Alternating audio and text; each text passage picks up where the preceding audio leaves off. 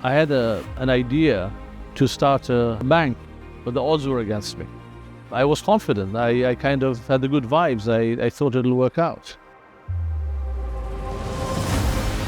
We are the most business-friendly bank in the market.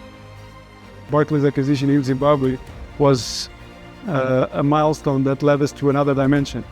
So let me just go for it, be brave, and find the way forward. I'm Hitesh Anatkat. I was born in Blantyre at Queen Elizabeth Hospital in Malawi. My father came to Malawi in 1953 to work with his uncle in his wholesale and trading business. And in 1958 decided to set out on his own and started a wholesale business.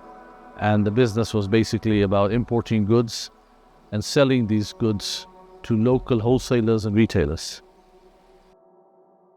And at the age of 12, I was sent off to boarding school in England. Then went to America for my MBA, worked in America in investment banking, corporate finance. But Malawi was beckoning, and my heart was here, my family was here. I had an idea to start a bank in Malawi. When I mentioned this to a lot of people, they started laughing at me. To say, you think you're going to get a license? You're only 32, you're dreaming. I contacted Hitesh more than once and encouraged him that the market was big enough for more than two banks. We discussed as the registrar of companies had to ask him for all economic and financial information about him and what he intended to do. So after the due diligence, I issued him a license.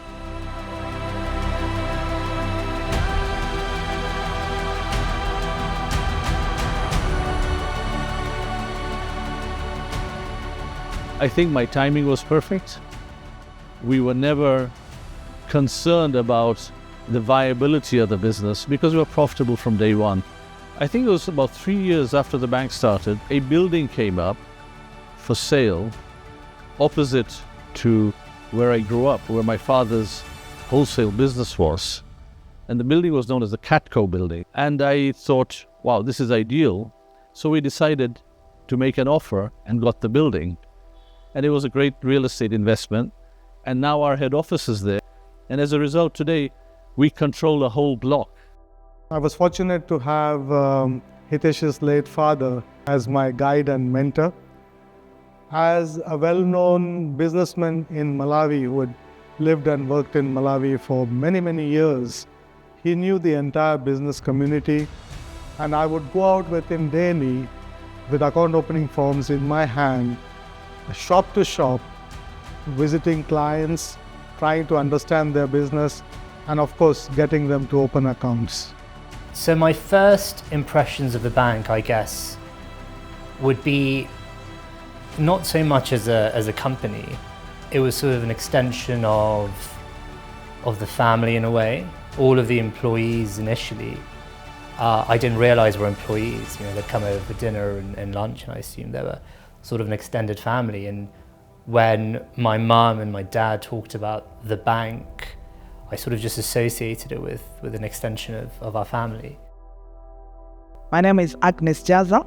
I'm the Chief Executive Officer of First Capital Bank Malawi. My entire career has been First Capital Bank. I've risen through the line from being a teller to becoming a CEO. That's no mean achievement. So I am First Capital Bank.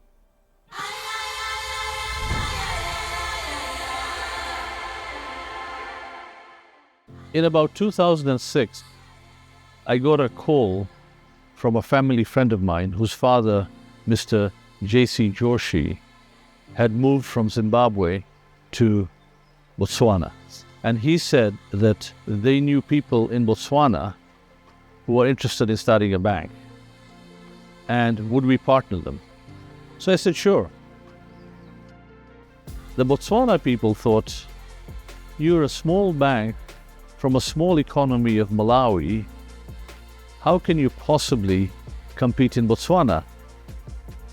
So we went and applied for a license. The deputy governor at the time came with his team to Malawi, and they got very good references from the Reserve Bank of Malawi about our corporate governance, our reliability, how well we run. At the end of it, they literally ran out of excuses not to give us a license. I think it was another 12 or 15 years before they issued any other license. So we were very lucky to get that license. I went to Mozambique to look at the possibility of starting a bank there. And KPMG there said, well, there's possibly a bank for sale. It's called International Commercial Bank. And I said, yeah, we're interested.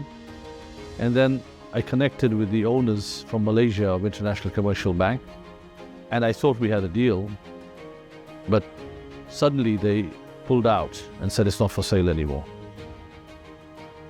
The same people approached me about 3 years later and said, now we've decided to sell the bank. And I flew to Malaysia to negotiate, came back thinking we got a deal. I get a call a few weeks later to say we've changed our mind. In 2012, I got a call from the same guy to say, well, guess what? Now we really want to sell, but the condition is that you'll have to buy 3 banks at the same time. You'll have to buy our Zambia bank, Malawi bank, and the Mozambique bank. And I said, we'll look at it. When we did the due diligence, they immediately confessed they had $2 million of bad debt. And I thought, now this is crazy. Why should I do this? And we walked the streets, and I suddenly realized that Maputo has got so many more businesses than Malawi, maybe a multiple of 5 or 10. And I said to Mita, look at all these streets of shops and shops and shops. These are all our potential clients. So I thought maybe we should do this after all. And I thought at the time, for me to now go to Zambia and Mozambique and start greenfield will require a lot of effort. So let me just go for it, be brave, and find the way forward.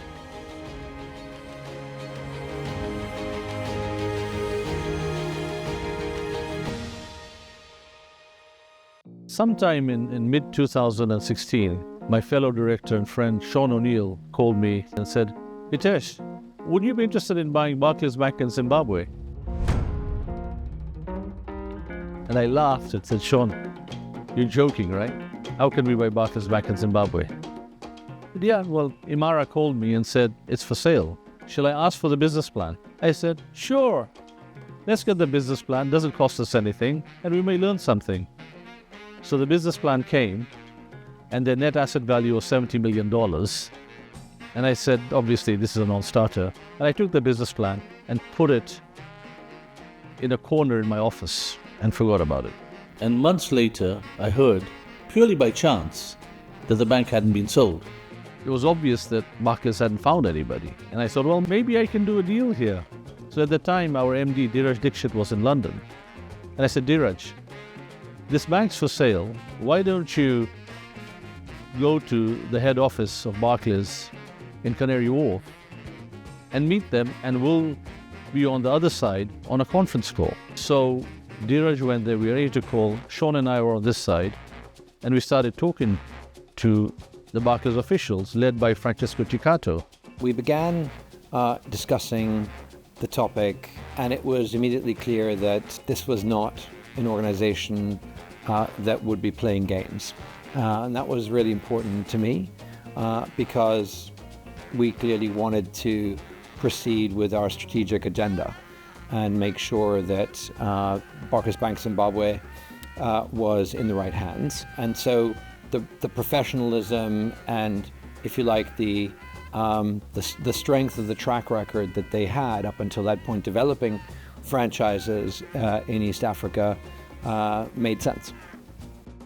And I said, okay, but Francesco, your market cap is $70 million, your net asset value is $70 million, and you're Barclays, and that's why you've got all these customers. And I said to him, the minute we buy it, the share price will drop. And I said that a lot of customers will leave us because the Barclays brand will be gone. And he said, on all these things, we'll be pragmatic. And I said to Francesco, this is my price. And he said, okay. And we shook hands on the plane on Air Malawi. We were focused on having somebody who would be a good steward of the business going forward, given how much this franchise had been part of the Barclays family for over 100 years prior. Acquiring a bank like Barclays, it was a prestigious thing. It sort of puts your organization on the map. It was a transformative moment for us as staff, because no one else would have imagined that a small bank from Malawi would acquire a big bank like Barclays Bank in Zimbabwe. What has been refreshing and surprising is how FNB has infused and invigorated agility and an entrepreneurial culture, which has seen the business expanding, create new relationships within the market.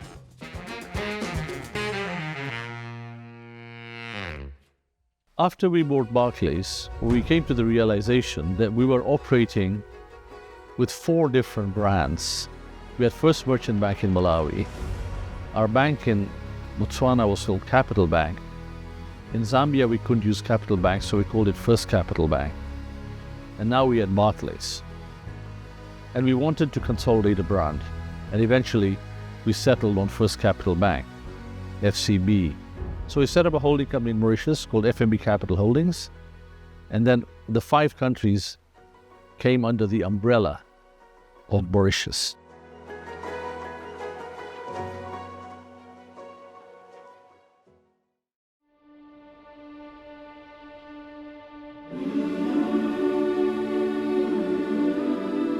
There are some heartwarming stories of businesses we've supported. For example, we supported quite early on a greenfield venture called Malawi Mangoes. And Malawi Mangoes now has become a big player, and they're exporting to Europe, they're exporting to India, they're exporting to South Africa. And if you were to go see their plantations and their processing unit, it's beautiful. With the financial support from First Capital Bank, Malawi Mangoes has been able to purchase capital equipment in fruit receiving, cold room upgrade, as well as dryer upgrade in the years that it started, from 3 dryers now to 13 dryers. Banks, as public institutions, obviously have to give back to society. So we do have a very good CSR program.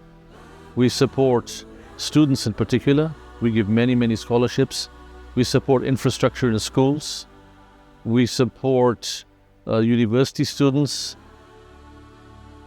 We also help in the health sector a lot. I was approached by a person many years ago who said that the Children's Trauma Center, Emergency Center, is really struggling because they don't have the rooms, they don't have the capacity, they don't have the beds. And it sort of touched my heart. So now we've got a very beautiful and functional Children's Emergency and Trauma Center. Because of their support, we have managed to reduce child mortality from around 20% to around 3%. I think to Hitesh, I would like to, on behalf of kids in Malawi, that's a big thank you for the contribution that you have made to mankind, and may God bless you.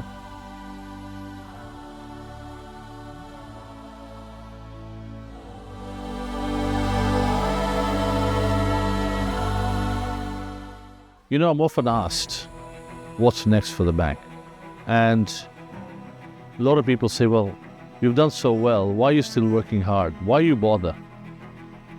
And I say to them, what's next is we carry on and grow and grow and grow in a measured, sensible way, not take undue risks. My time frame is very long. We want to grow this business And we want in 50 years to be a big name in Africa. And it'll be a bank whose history started in one of the smallest economies in Africa, in Malawi. And it'll be something that Malawians will be very proud of, to say one of our banks now is a Pan-African player. I'm confident that FCB Bank will continue to grow as trusted, innovative and customer-focused financial institution. With their strong foundation and forward-thinking strategy, FCB is poised to play a leading role in shaping the future of banking in the region. I think for me the important thing is we're trying to build a bank for sustainability, for the future. Hitesh talks about building for 2 generations, and meaning 25 to 50 years. And that's basically all the plans that we make is with that in mind. In 10 years' time, hopefully we'll be a broader based bank, probably a much more digitalized bank than we are today. I think that's inevitable, and with a broader footprint in the region. For us as a bank, firstly, what's important to me is to make sure that the team buys into our vision and where we want to go to. Our staff still feel that excitement of being part of a growing business. I love the excitement and the dedication that I see in the team. It's really exciting to work here, and it's nice to be part of a vibrant culture with a set of values that resonate with me. Our slogan is "Belief comes first." And it means that you have to believe, have to have self-confidence, believe in yourself to be able to achieve anything. And that applies to all parts of life. I'll always live in Malawi. My heart is here. My childhood is here. My friends are here. I'll travel the world. But when I land in Blantyre at Chileka Airport, it seems like I'm at peace. So this is always going to be home.